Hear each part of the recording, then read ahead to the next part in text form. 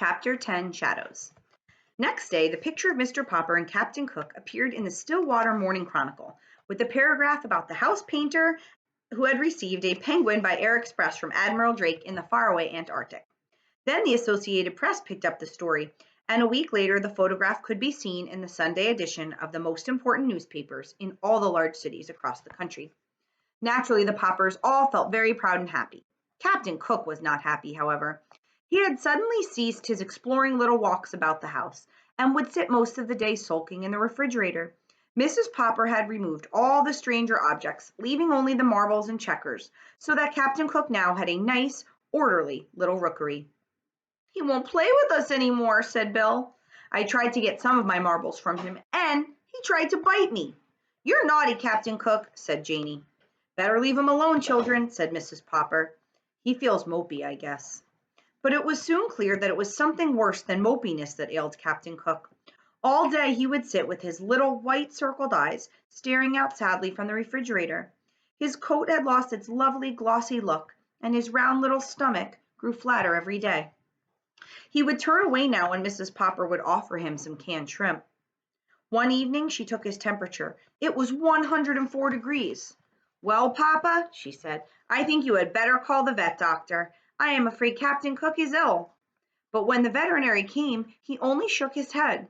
He was a very good animal doctor, and though he had never taken care of a penguin before, he knew enough about birds to see at a glance that this one was seriously ill. "I will leave you some pills. Give him one every hour. Then you can try feeding him some sherbet or wrapping him in ice packs. But I cannot give you any encouragement because I'm afraid this is a hopeless case. This kind of bird was never made for this climate, you know. I can see that you have taken good care of him, but an Antarctic penguin can't survive in still water." That night the Poppers sat up all night, taking turns changing the ice packs. It was of no use. In the morning, Mrs. Popper took Captain Cook's temperature again. It had gone up to 105. It was no use. Everyone was sympathetic. The reporter on the Morning Chronicle stopped in to inquire about the penguin. The neighbors brought in all sorts of broths and jellies to try and tempt the little fellow. Even Mrs. Callahan, who had never had a very high opinion of Captain Cook, made a lovely frozen custard for him. Nothing did any good. Captain Cook was far too sick. He slept all day now in a heavy stupor, and everyone was saying that the end was not far away. All the Poppers had grown terribly fond of the funny, solemn little chap, and Mr. Popper's heart was frozen with terror. It seemed to him that his life would be very empty if Captain Cook went away. Surely someone would know what to do for a sick penguin. He wished that there were some sort of way of asking advice of Admiral Drake all the way down at the South Pole, but there was no time.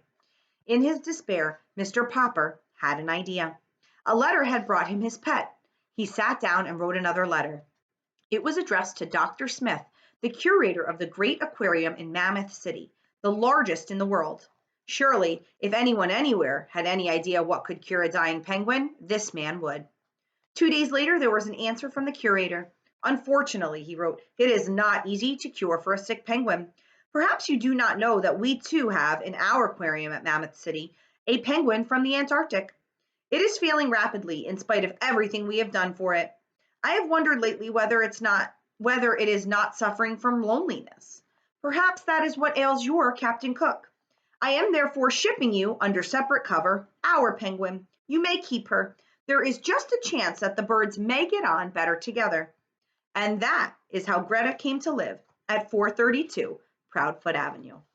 So friends, it looks like Captain Cook is going to have a friend. So in our next chapter, chapter 11, we're going to learn all about Greta and what she brings to the Popper residence. Hope you enjoyed today's read aloud, and I will see you guys soon. Bye.